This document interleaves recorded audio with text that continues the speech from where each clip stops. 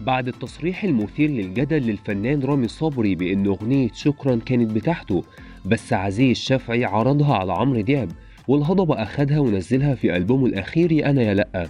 وبعد النجاح الكبير اللي حققته الأغنية، علق الشاعر الكبير تامر حسين على الموضوع ده، وهاجم رامي صبري وعاب على موقفه، فقال: أي كلام في أي كلام لا أساس له من الصحة، وأما الأغنية بتنجح بتحلو في عين الجميع، ورامي غلط وعمال يخسر مهما أصلح غلطاته، مصر يخسر. عيب وحركة مش حلوة، ما فيهاش سلامة نية.